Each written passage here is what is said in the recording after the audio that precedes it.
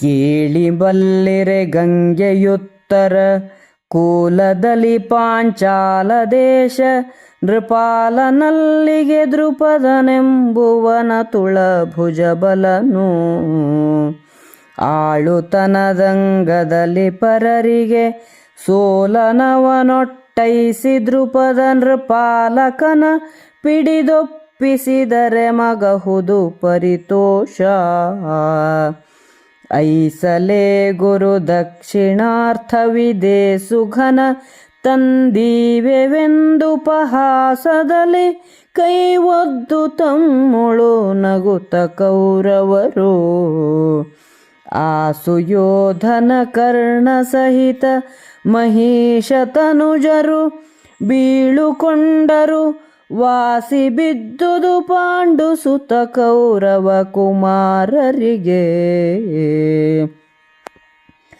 ಧಾಳಿಯಿಟ್ಟುದು ರಾಯದಳ ಪಾಂಚಾಲ ದೇಶಕ್ಕೆ ಮುಂದು ಹೊಕ್ಕುದು ಚೂಳಿಕೆಯಲಿ ಸುಯೋಧನಾದಿಗಳೂರನು ರವಣಿಸಿ ಧೂಳಿಗೋಟೆಯ ಕೊಂಡಿವರು ರಾಜಾಲಯಕ್ಕೆ ಬರೆ ದೃಪದನನುಜರು ಸೋಲಿಸಿದರೈ ಕೌರವೇಂದ್ರನ ಬಲವ ಬರಿಕೈದು ಪುರದ ಹೊರಬಾಹೆಯಲಿ ತಾವೈವರು ಮಹಾಸನ್ನಾಹ ಚಾಪಸ್ಫುರಿತ ತೂಣಿ ಬದ್ಧ ಕಂಪಿತ ಖಡ್ಗ ಪಾಣಿಗಳು ಗುರು ಸಹಿತಲಿವರಿದ್ದರಿತ್ತಲು ಪುರಜನಂಗಳ ಮುಸಲಹತಿಯಲಿ ಮುರಿದು ಬಂದುದು ಕೌರವೇಂದ್ರನ ದಳವಿಘಾತಿಯಲೇ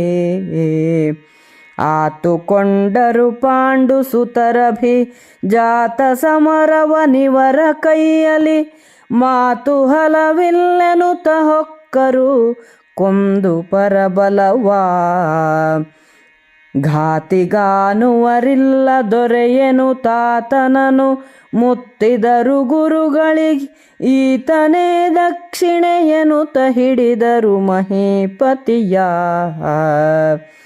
ಕೊಂಡು ಬಂದರು ದ್ರೋಣನಿದಿರಲಿ ದಿಂಡುಗೆಡಹಿದರೀತನನು ಕೈಕೊಂಡ ನೆಲವೋ ದೃಪದ ಸಖ ಪೂರ್ವವನು ನೆನೆಯನುತ್ತ ಭಂಡನಿವನನು ಸಾಕು ಬಿಡಿ ಸಲೆ ಚಂಡಿಯಾದನು ದರ್ಪವಿಷ ಮುಂಕೊಂಡು ಮೂರ್ಛಿತನೇನ ಮಾಡುವೆನೆಂದನ ದ್ರೋಣ. ನೀವು ಕೇಳಿ ತಿಳಿದಿರುವಿರಾ, ಗಂಗೆಯ ಉತ್ತರ ತೀರದಲ್ಲಿ ಪಾಂಚಾಲ ದೇಶವಿದೆ. ಅದರ ರಾಜನಾದ ದೃಪದ ಎನ್ನುವವನು ಮಹಾಬಲಶಾಲಿ. ಶೂರನಾದ ಅವನು ಬೇರೆಯವರಿಗೆ ಸೋಲುವವನಲ್ಲ. ದೃಪದ ರಾಜನನ್ನು ಹಿಡಿದು ಒಪ್ಪಿಸಿದರೆ ನಮಗೆ ಸಂತೋಷವಾಗುತ್ತದೆ. ಕೌರವರು, ಇಷ್ಟೇ ತಾನೇ, ಗುರುದಕ್ಷಿಣೆಯಾಗಿ ಕೊಡಲು ಇದೇನು ಹೆಚ್ಚಿನ ಕೆಲಸ ಎಂದು ಕೈ ತಟ್ಟಿ ತಿರಸ್ಕಾರದಿಂದ ನಗುತ್ತಾ ಕರ್ಣನೊಡನೆ ಹೊರಟು ಹೋದರು. ಕೌರವರಿಗೂ ಪಾಂಡವರಿಗೂ ಗುರುದಕ್ಷಿಣೆ ಕೊಡುವ ಸ್ಪರ್ಧೆ ಉಂಟಾಯಿತು. ಕೌರವರ ಸೈನ್ಯವು ಪಾಂಚಾಲ ದೇಶದ ಮೇಲೆ ದಾಳಿ ಮಾಡಿತು. ದುರ್ಯೋಧನನೇ ಮೊದಲಾದವರು ಸೈನ್ಯದೊಡನೆ ಹೋಗಿ ಧೂಳಿಗೋಟೆಯಿಂದ ದುರ್ಗವನ್ನು ವಶಪಡಿಸಿಕೊಂಡು ದೃಪದನ ಅರಮನೆಗೆ ಹೋಗಲು ದೃಪದನ ತಮ್ಮಂದಿರು ಕೌರವನ ಸೈನ್ಯವನ್ನು ನಾಶ ಮಾಡಿದರು. ಊರಿನ ಹೊರಗೆ ಪಾಂಡವರು ಬಿಲ್ಲುಬಾಣಗಳನ್ನು ಖಡ್ಗಗಳನ್ನು ಹಿಡಿದು ದ್ರೋಣನೊಡನೆ ಯುದ್ಧ ಸನ್ನದ್ಧರಾಗಿ ನಿಂತಿದ್ದರು. ಪಾಂಚಾಲ ನಗರದ ಜನರು ಕೌರವನ ಸೈನ್ಯವನ್ನು ಒನಕೆಯಿಂದ ಬಡಿಯಲು ಏಟು ತಿಂದ ಸೈನ್ಯವು ಈಚೆಗೆ ಓಡಿ ಬಂದಿತು. ಪಾಂಡವರು ದಾಳಿಗೆ ಬೆಂಬಲವಾಗಿ ಹೋಗಿ ಇವರೊಡನೆ ಮಾತನಾಡುವುದು ವ್ಯರ್ಥವೆಂದು ಪಾಂಚಾಲ ಸೈನ್ಯವನ್ನು ಸಂಹರಿಸಿದರು. ಪಾಂಡವರ ಶಸ್ತ್ರಗಳ ಹೊಡೆತವನ್ನು ತಡೆದು ಯುದ್ಧ ಮಾಡುವವರಿಲ್ಲ. ದೃಪದನನ್ನು ಮುತ್ತಿ ನಮ್ಮ ಗುರುಗಳಿಗೆ ಇವನೇ ದಕ್ಷಿಣೆ ಎನ್ನುತ್ತಾ ಅವನನ್ನು ಸೆರೆ ಹಿಡಿದರು.